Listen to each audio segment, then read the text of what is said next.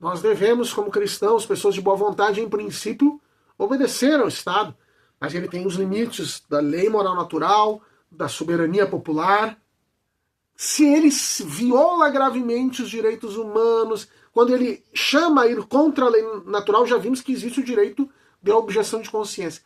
Mas quando todo o Estado se torna muito mal, viola gravemente os direitos humanos, gravemente a ordem moral natural, é possível o direito de resistência?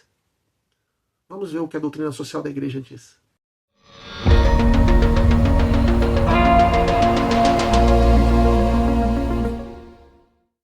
Olá, paz de Jesus, que penso, estamos novamente juntos, Deus abençoe a todos. Eu sou o Manuel Guimarães da comunidade Paz e Mel e nós estamos aqui juntos novamente em busca do verdadeiro bem, partindo da realidade de que o ser humano, ele quer o bem, o ser humano efetivamente ele busca o bem.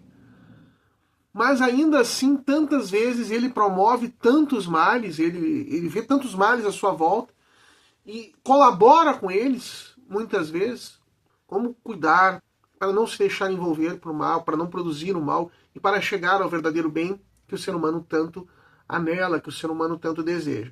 Então, temos visto já nessa parte que nós estamos vendo da questão da autoridade, do Estado, vimos o princípio básico de que a existência de uma autoridade é uma coisa boa, né? Porque traz ordem, porque direciona para o bem comum, mas às vezes ele pode degenerar em mal porque ele precisa respeitar determinados limites, né? Um limite na vontade, na soberania que é da população, do conjunto da população, que não é essa autoridade porque ela se tornou autoridade, ela não tem o poder de fazer o que quiser, não, ela tem que atuar segundo o entendimento soberano da população.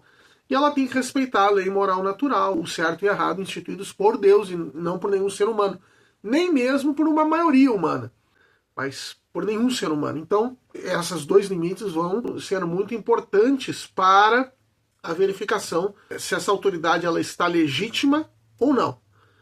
E semana passada nós já vimos uma consequência muito importante do caso de autoridade, né, o Estado, por exemplo, violar gravemente direitos individuais, os direitos humanos, a lei natural, o direito de objeção de consciência. Demos o exemplo clássico de quando um Estado pede para que médicos ou profissionais da saúde colaborem com a realização da morte de bebês no ventre materno, essa pedido de colaboração ela é moralmente injusta, gravemente injusta, viola gravemente os direitos humanos, né, o direito à vida, e o Estado tem que reconhecer o direito de objeção. Está errando ao pedir essa colaboração e tem que reconhecer o direito de objeção de consciência de médicos e quaisquer profissionais de saúde que não queiram participar desses atos. Eles têm o direito de não participar desses atos sem receber nenhuma sanção por isso. E para essas pessoas, não é apenas um direito, é um dever. Todo o cristão, toda pessoa de boa fé tem o dever de não colaborar de modo algum, nem indiretamente, com atos moralmente tão graves, que violem tão gravemente os direitos humanos assim, o contrário ao evangelho, enfim. Hoje nós vamos seguir nessa seara falando de um outro direito, que é o direito de resistência, o direito de resistir ao mal. Pode ocorrer de um determinado Estado, de uma determinada autoridade, estar sendo guiado por princípios completamente maus, e aí surgirá esse direito de resistir. Então, vamos voltar para o compêndio de doutrina social da Igreja. Número 400 diz: reconhecer que o direito natural funda e limita o direito positivo é o direito editado por cada sociedade, por cada comunidade, por cada Estado. Reconhecer que o direito natural funda e limita o direito positivo significa admitir que é legítimo resistir à autoridade quando esta viole grave e repetidamente os princípios do direito natural. Ele vai fazer a citação de Santo Tomás. Santo Tomás de Aquino escreve que se deve obedecer na medida em que a ordem da justiça assim o exige. Portanto, o fundamento do direito de resistência é o direito de natureza, o direito natural. É importante a gente fazer várias ponderações. Esse é um assunto já bem delicado, nós estamos chegando num extremo. As nossas reflexões começaram com coisas mais gerais, que são importantíssimas, que são um fundamento, né? E agora nós estamos numa situação bem extrema, bem pontual e extrema. O compêndio fala em violação grave e repetida dos princípios do direito natural. Aqui existem vários elementos que nós temos que considerar. Primeiro que, independentemente e muito antes desse direito de resistir, há o direito de opor-se, de ser oposição. O que acontece? As pessoas podem divergir de um determinado governo, de uma determinada política pública ou de uma determinada decisão governamental. Isso é normal. Isso aí não é o direito de resistir ainda. Isso é o direito das pessoas seguirem a sua consciência, opor-se. E a oposição a um determinado governo é algo absolutamente legítimo, sem qualquer restrição em si mesmo. Nós não estudamos aqui, mas é a distinção que se faz entre governo e Estado. O Estado, ele é de todos para todos, né? Então o Estado ele é mais profundo. Nós não somos contra o Estado. Nós brasileiros não somos contra o Brasil. Não podemos ser contra o Brasil nunca. Podemos ser contra o governo X ou Y. Eu prefiro o governo X, eu prefiro o governo Y. Isso é normal. Então, contra o governo, fazer oposição é tranquilo, legítimo, nem se trata aqui de direito de resistir. Contra o Estado, em princípio, vai valer tudo aquilo que nós estamos falando da autoridade, né? Nós não podemos ser contra o país. Bom, agora o país virou uma tirania. Vamos pensar aqui, para deixar as coisas mais claras, nos regimes tirânicos, os totalitarismos do século XX. Nazismo, fascismo e comunismo. Ali havia claramente o direito de resistência àquelas autoridades. Resistência completa. Não só a oposição, não só queria que fosse outro governo. Não é isso. Pode se opor a tudo que ele estava fazendo. Porque é muito mal. Veja que aí até se confunde o direito que nós vimos semana passada da objeção de consciência com esse direito de resistência. Nós sempre exemplificamos com a questão da vida no ventre materno, mas vamos imaginar como foram esses regimes totalitários do século XX. Não se trata nem, principalmente nazismo e comunismo, né, fascismo menos, que não se trata nem da questão da vida do ventre materno. Se trata de matar pessoas, nos dois casos por oposição política, né? No caso do nazismo, muitas vezes relacionada a questões de raça, de etnia. O comunismo, mais com relação a grupos políticos mesmo, enfim. Mas a questão é matar quem se opõe. Matar determinadas pessoas por raça, por classe social, por etnia, por religião. E imagine que você é um soldado daquele país. Não há problema nenhum em ser soldado. Nós temos muitos santos na história da igreja que são soldados. Foram soldados, São Martim de Tours, Santa Joana d'Arc, incontáveis.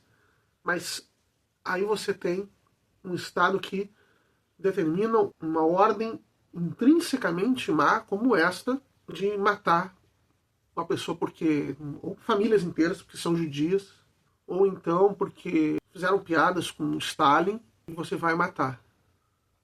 Aí então as pessoas vão ter que ter objeção de consciência, fazer objeção de consciência, mas neste Estado a objeção de consciência não é reconhecida e todos já sabem que ele não reconhece a objeção de consciência e que você, se opuser à ordem, você vai ser perseguido.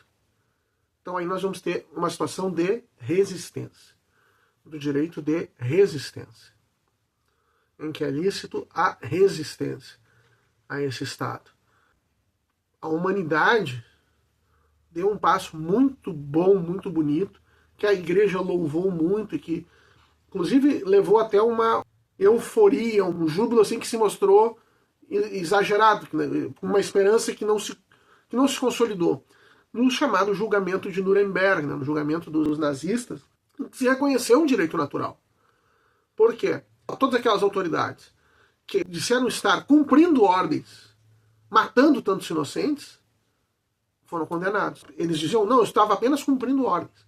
Meu Estado, a minha autoridade dizia isso. E o que prevaleceu no julgamento de Nuremberg foi: existem determinadas ordens que ninguém pode seguir nunca. Então veja, no julgamento de Nuremberg seguiu o direito natural, seguiu esses postulados da doutrina social da igreja, de que o direito natural, ele limita o Estado, ele limita a autoridade do Estado. Então, infelizmente, isso não se consolidou, um pouco se perdeu isso depois em outras questões, os próprios comunistas que realizaram atrocidades tão grandes ou maiores que os nazistas não receberam julgamentos assim. Não foram julgados. Não houve uma ruptura de regime que fizesse o julgamento dos autores dessas atrocidades. Mas, pelo menos naquele momento do julgamento de Nuremberg, isso conseguiu se sobressair. Então, existe esse direito de resistir, esse direito de se opor ao Estado. Então, é muito mais do que a oposição a um determinado governo. Num regime democrático, a oposição a um determinado governo é coisa mais simples. Na próxima eleição, a gente vota no candidato contrário. No regime democrático, a gente espera sempre que a população tenha aquela maturidade de escolher um governo que esteja de acordo com a doutrina social da igreja, porque o direito natural está inscrito no coração do homem. Então, todas as pessoas tendem a se dar conta do direito natural e, no regime democrático, a votar de acordo com o direito natural. Mais ainda, países que têm a cultura cristã, da herança judaico-cristã, em que tem toda a ajuda da Sagrada Escritura, dos 10 mandamentos, no caso do cristianismo, da doutrina social da igreja, das palavras de Jesus. Então, ajuda ainda mais. Sempre pode haver problemas eleitorais, problemas outros, de representatividade, que podem subverter a ordem se não acontecer. Mas, em princípio, se pode corrigir as coisas numa democracia na próxima eleição, no máximo. Mas, sempre que houver uma tirania assim, esse direito de resistir existe, diz o compêndio. Já vimos. Segue mesmo o número 400 do compêndio. Diversas podem ser as manifestações concretas que a realização de tal direito pode assumir. O que quer dizer direito de resistência, né? Podem ser muitas coisas diferentes. É isso que está dizendo ali. E realmente, somente a verificação de uma realidade concreta vai nos permitir analisar e dizer como que vai se manifestar esse direito de resistência bem. Vários podem ser também os fins perseguidos. O que você quer com essa resistência? A resistência à autoridade visa reafirmar a validade de uma diferente visão de coisas. Quer quando se procura obter uma mudança parcial, modificando, por exemplo, algumas leis, quer quando se pugna por uma mudança radical da situação. Então, como que está a situação concreta? Esse Estado, ele está exigindo coisas iníquas, mas diante da manifestação contrária da população, se verificando essa resistência pelo direito natural, ela dá sinais de que vai voltar atrás ou não, ela se mostra cada vez mais tirânica, cada vez mais opressor. Como reage?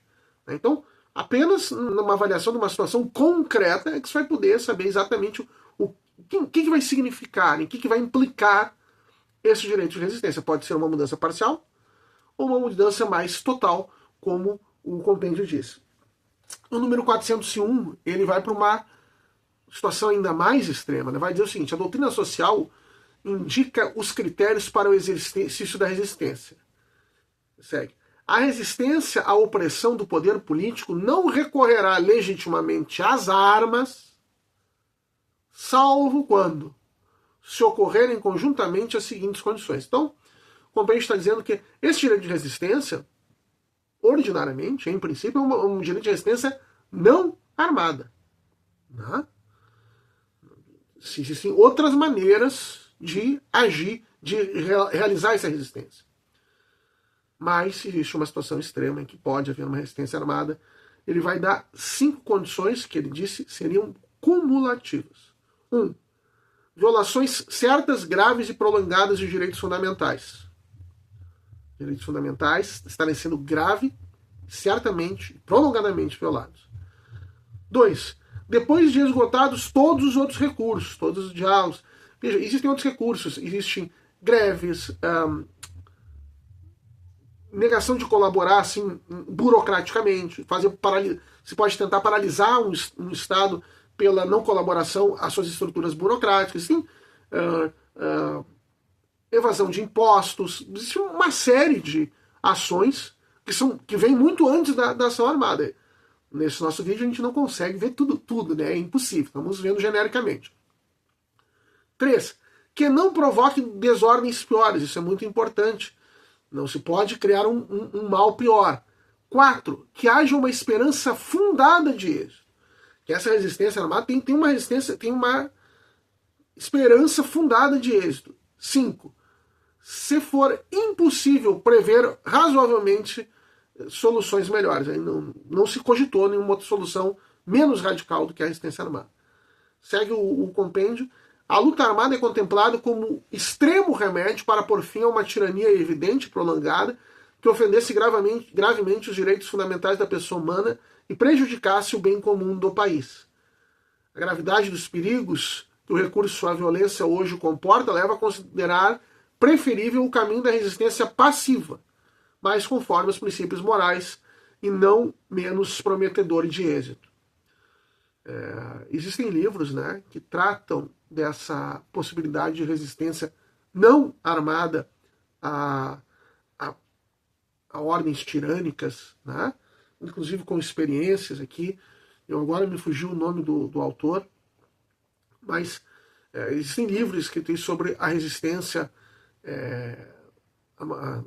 não violenta, falando dessas possibilidades, mas que incluem esses meios alternativos que eu já falei: greves, não colaboração na burocracia, evasão de impostos, expor a autoridades diversas ao vexame. Tudo depende de como a autoridade está se manifestando, qual a dureza dela, como ela reage também a essas manifestações, né?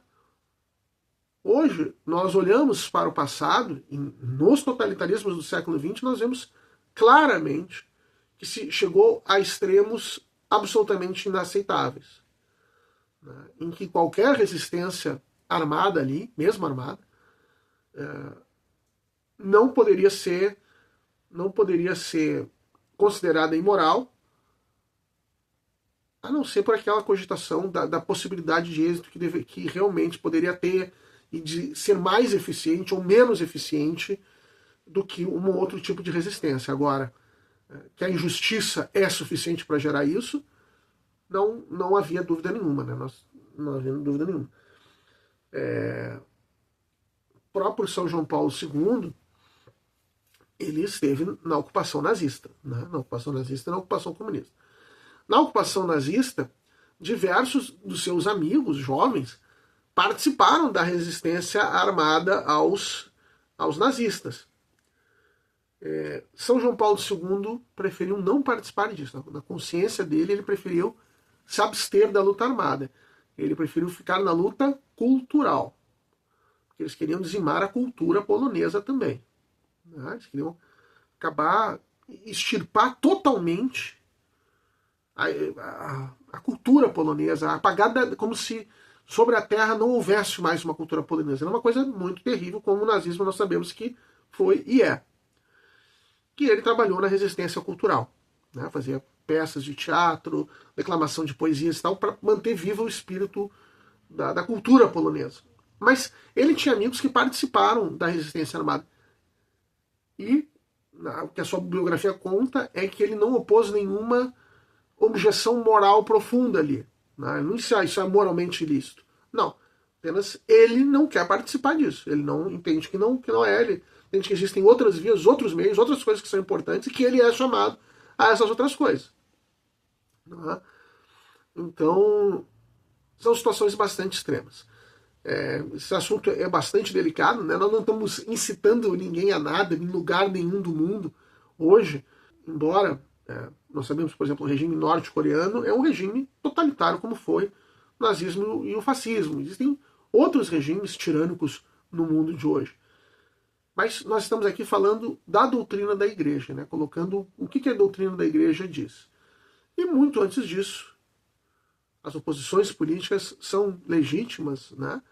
Se querer mudar para chegar ao melhor, em busca do verdadeiro bem, procurando seguir essas balizas que nós estamos colocando aqui do direito da doutrina social.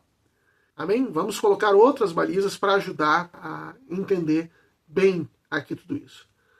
Se você gostou, curta, compartilhe, comente, divulgue, se inscreva no canal e conheça as nossas séries todas. Deus abençoe e até a próxima.